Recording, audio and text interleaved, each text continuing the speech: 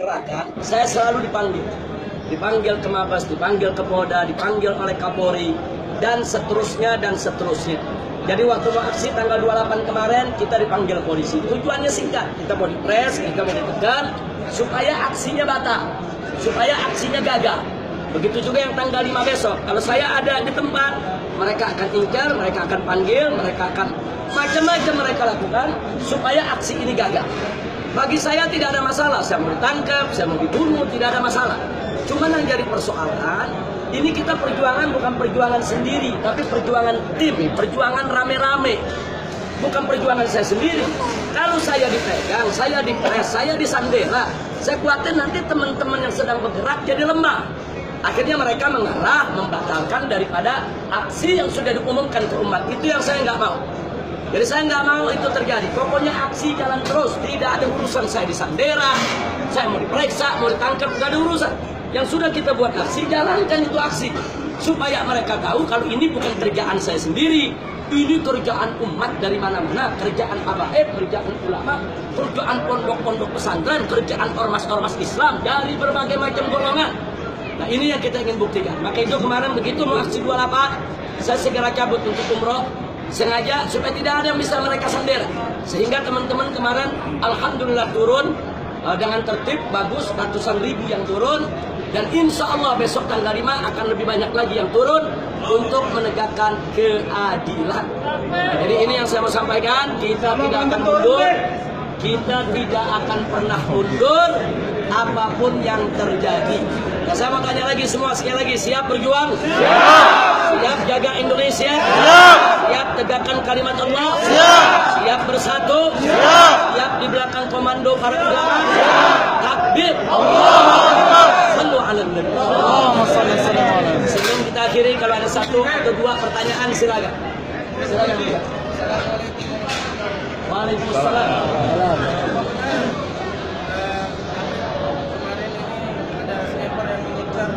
Ya, pertanyaan bagus. Saudara, sebetulnya peristiwa itu bukan kemarin. Peristiwa itu sudah lama. Sekitar sebulan yang lalu ada penembakan tersebut. Sengaja saya rahasiakan. Sengaja saya diamkan. Lo kenapa nggak lapor polisi? Bagaimana melapor? 3 posko FPI di bom molotov. Sampai sekarang pelakunya nggak pernah diperiksa, nggak pernah ditangkap. Masih. Kemudian saya gelar tablik akbar, ada bom mobil yang diledakkan. Dan 2 mobil lagi bomnya tidak meledak, saudara. Dan nggak diproses sampai sekarang. Kemudian ada Novel Baswedan, mukanya disirami dengan air keras. Pelakunya sudah ketahuan kok. Kita sudah deteksi, pelakunya ketahuan. Yaitu pelakunya seorang pengusaha keturunan, saudara, yang punya usaha dalam kemasan kelautan dan memakai 2 preman dari timur untuk menyirami daripada, yaitu Novel Baswedan dengan air keras. Nah sekarang orangnya udah ada, identitas ada, udah diproses. Jadi mau ngapain repot-repot saya laporin soal penembakan, saudara? Jadi jangan mimpi kita laporkan ke mereka, mereka akan proses. Nah maka itu saya tidak pernah permasalahkan itu. Tapi begitu kemarin saya berangkat, akhirnya ada orang-orang di sekitar kita yang membocorkan peristiwa tersebut. Jadi saya berangkat bukan karena penembakan tersebut. Penembakan tersebut sudah terjadi sebulan yang lalu, bukan baru kemarin. Tapi saya berangkat karena saya tidak mau disandera untuk membatalkan aksi 28 atau aksi tanggal 5 Mei besok. Aksi 28, aksi 5 Mei itu sesuai menurut undang-undang, tidak melanggar undang-undang. Dan nggak boleh ada menghalangi. Dalam undang-undang Indonesia, siapa yang menghalangi seseorang menyampaikan pendapatnya di muka umum sesuai peraturan, maka orang tersebut bisa dipenjara sebanyak 1 tahun. Jadi kalau polisi menghalangi umat Islam melakukan unjuk rasa damai, polisi bisa kena pidana 1 tahun penjara, ya kawan. Karena itu mereka nggak bisa maksa. Cara mereka menyandera kita, diisukan dengan macam-macam isu, ditakut-takuti dengan perkara, diperiksa supaya teman-teman membatali daripada acara tersebut. Sama dengan aksi 313. Kiai Khotib sebagai panglima besok digelar aksi, malam ini ditangkap. Tujuannya apa? Supaya aksi batal. Nah, tapi saat itu kita ambil alih, nggak bisa. Kiai Khotib ditangkap, itu bagian resiko perjuangan. Kita akan terus berjuang agar beliau ini segera dibebaskan. Tapi aksi 313 tetap harus digelar oleh umat Islam. Jadi jangan gara-gara 1-2 kiai ditangkap aksi batal. Enggak. Hatta saya ini ditangkap, dipenjara, dibunuh lagi, ya kawan. Perjuangan menegakkan yang hak tidak boleh berhenti. Silakan, ada lagi pertanyaan? Dua lagi, singkat saja. Silakan. Singkat saja, kami sebetulnya sudah berkuali dengan sikap-sikap pemerintah Indonesia. Saya ingin meminta kenapa kita tidak berkudeta sekalian? Kenapa tidak membuat kudeta sekalian dengan pemerintah? Terima kasih. Baik, ini pertanyaan luar biasa, vulgar. Jadi pertanyaannya kenapa nggak kudeta aja? Sebetulnya ini pertanyaan bukan hanya di sini ya. Saya keliling dari Aceh, Medan, Lampung, Palembang, di mana-mana. Sampai ke Bima, ke NTB sana, semua pertanyaan sama. Masyarakat udah muak dengan ketidakadilan. Masyarakat udah muak dengan kesenjangan sosial yang terlalu berlebihan. Masyarakat ini sudah muak dengan penghinaan terhadap ulama, Islam, dan lain sebagainya. Cuman yang ingin saya ingatkan di sini, kalau kita masih punya jalan untuk membenahi negara kita tanpa pertumpahan darah, kenapa tidak kita benahi tanpa pertumpahan darah? Jadi kita minta perjuangan kita jangan hanya didukung oleh emosi. Sebab kalau kita tidak tata dengan rapi, nanti Indonesia bisa lebih parah dari Syria, lebih parah dari apa yang terjadi di Irak, lebih parah dari apa yang terjadi di Yaman. Dan itu tidak boleh terjadi. Indonesia ini negara kepulauan, ada 300 lebih suku bangsa yang ada di Indonesia. Nah, jadi kalau sampai kita melakukan sesuatu hal tanpa pertimbangan yang matang, tanpa momentum yang tepat, terjadi pertumpahan darah, perang saudara, pecah Indonesia, besok yang namanya Indonesia nggak ada di peta dunia lagi. Dan itu kita nggak mau. Jadi sekali lagi, bicara tentang revolusi, kudeta, dan lain sebagainya, jadikan itu sebagai jalan yang paling akhir. Kalau sudah tidak ada jalan yang lain, selama masih ada jalan konstitusional, seperti yang tadi saya ceritakan, 2019 bisa kita rebut kok secara konstitusional, tapi semua kerja. Jangan cuma saya yang kerja, Ustaz Akhtiar yang kerja, Ustaz Abu Jibril yang kerja. Jangan cuma ustadz-ustadz ini yang kerja, semua ikut kerja. Kalau semua ikut kerja mempengaruhi masyarakat yang ada di sekitarnya, 2019 kita bisa rebut dengan negara tanpa pertumpahan. Yang terakhir, silakan. Waalaikumsalam. Bagaimana dengan peran serta TNI dalam perjuangan kita pada saat ini? Ya, setahu saya TNI itu punya sabda marga dan TNI itu punya prinsip, di mana TNI harus selalu bersama konstitusi. Nah, karena itu kalau kita lihat sejarah daripada pergerakan yang terjadi di Indonesia sejak merdeka sampai hari ini, TNI pada saatnya tidak ada pilihan kecuali harus bersama rakyat. Sekali lagi, tidak ada pilihan bagi TNI kecuali harus bersama rakyat.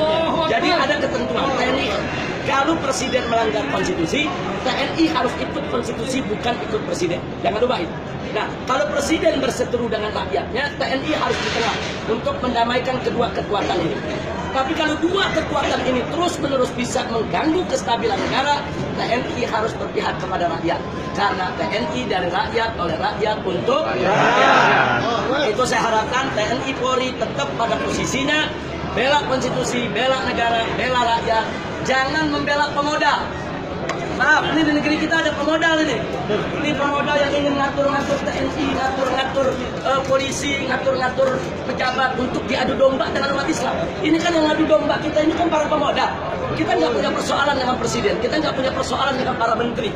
Cuman kita diadu dengan mereka. Kita nggak punya persoalan dengan TNI dan Polri, enggak. Cuman ada pemodal-pemodal yang ingin memaksakan kehendak. Orang kafir dipaksa untuk jadi gubernur di tengah masyarakat mayoritas muslim di Jakarta. Mereka ingin memaksakan kehendak mereka. Nah, karena mereka ingin memaksakan kehendak mereka atas nama undang-undang, atas nama konstitusi, atas nama hak asasi manusia, atas nama kebebasan, mereka keluarkan duit. Mereka beli oknum-oknum pejabat kita untuk diadu dengan kita. Itu yang terjadi saat ini. Jadi tolong sekali lagi, TNI bukan musuh kita, polisi bukan musuh kita, pemerintah bukan musuh kita. Jadi kita mestinya menyelamatkan mereka, merangkul mereka semua untuk kita pisahkan dari pemodal-pemodal jahat. Nah, kalau ini bisa kita selamatkan dari pemodal jahat, insya Allah mereka bisa kita kembalikan ke jalan yang benar. Tapi kalau mereka udah nggak bisa dikembalikan ke jalan yang benar, mereka sudah dirangkul begitu erat oleh pemodal, apa boleh buat? Ulama harus menyelamatkan negara bersama umat, ulama harus menyelamatkan rakyat. Saya pikir itu yang bisa kita jawab. Baik. Satu, terakhir, silakan. Apa betul Habib datang ke Arab Saudi atas undangan King Salman? Saya datang kemari untuk umroh. Sekali lagi saya datang untuk umroh. Tapi memang ada hal-hal yang tidak bisa saya cerita secara terbuka pada saat kedatangan Raja Salman ke Indonesia maupun setelah beliau pulang ke negeri ini. Memang ada keinginan dari pihak kerajaan Arab Saudi ini untuk membuka komunikasi dengan para ulama, para habaib, para tokoh-tokoh gerakan umat Islam yang ada di Indonesia. Tapi karena masalah ini sensitif, kalau terlalu terbuka nanti kerajaan Saudi dianggap mencampur urusan dalam negeri Indonesia. Karena itu ada hal-hal yang tidak bisa dan nggak boleh saya jawab. Tapi keinginan kerajaan Saudi ini ingin membantu umat Islam, ingin membantu Indonesia, ingin membantu rakyat Indonesia, ingin menyelamatkan Indonesia dari ikutan utang dan riba yang selama ini dimainkan oleh negara-negara kapitalis. Itu memang ada. Nah, cuman kan pemerintah Saudi kan dalam hal ini kan sebagai negara tentu harus mengambil langkah yang sangat hati-hati. Tapi terlepas dari itu semua, kedatangan Raja Saudi kemarin ke Indonesia itu membuka satu wacana baru, itu membuat posisi daripada gerakan umat Islam di sana semakin kuat, langsung atau tidak langsung. Nah, saya pikir itu yang mesti diingat. Sampai-sampai begini, ini saya ambil anekdotnya aja. Sampai-sampai supir taksi di jalanan gara-gara Raja Salman datang, apa dia bilang? Gue pikir Cina doang yang kaya, ternyata Arab ada rajanya. Ini kan ada, selama ini kan mereka pikir yang kaya kan cuma RRQ aja. Enggak sampai di situ. Indonesia dibantu 87 triliun investasi maksudnya. Kemudian Saudi investasi di Cina 720 triliun. Mestinya ini jadi teguran buat kita. Kenapa kita 87 di sana 720? Ada pelajaran. Pertama, berarti Indonesia diminta membenahi diri dulu. Kalau ingin mendapat investasi yang banyak, kita harus berbenah diri. Nah, kedua, lagi-lagi nih tukang taksi nih. Apa dia bilang? Gile, kita ngutang sama Cina, Cina ngutang sama Arab. Artinya di sini kan ada pesan, Indonesia jangan terlalu bergantung kepada negara komunis. Ya kau bilang kaya, kasih pinjam dengan bunga berlebihan. Ternyata mereka sendiri minjemnya ke Arab Saudi. Nah ini ada dampak psikologis di tengah masyarakat, ada dampak sosiologis. Dan yang paling penting lagi satu, sebelum kedatangan Raja Salman, itu bendera-bendera yang bertuliskan La ilaha illallah kan dirampas-rampasin. Dirampas, ditangkap, ISIS dan lain sebagainya. Nah begitu Raja Salman datang, di mana-mana bendera La ilaha illallah Muhammad Rasulullah berkibar. Nah, jadi artinya kan di sini memberi pelajaran juga masyarakat. Siapa bilang ini bendera dilarang? Siapa bilang ini bendera yang nggak boleh dikibarkan di Indonesia? Saya ambil manfaat daripada hikmah psikologis sosial. Terima kasih, jazakumullahu khairan jasa. Saya pikir cukup karena saya lagi ditunggu sama keluarga. Kita mau ke Haram karena besok sudah harus meninggalkan Mekah. Mudah-mudahan kapan-kapan kita bisa berjumpa. Terima kasih atas perhatian. Kita baca suratul Fatihah. Kita mohon kepada Allah Subhanahu wa taala Al-Fatihah agar negara kita dijadikan baldah thayyibah. Kita semua yang hadir di sini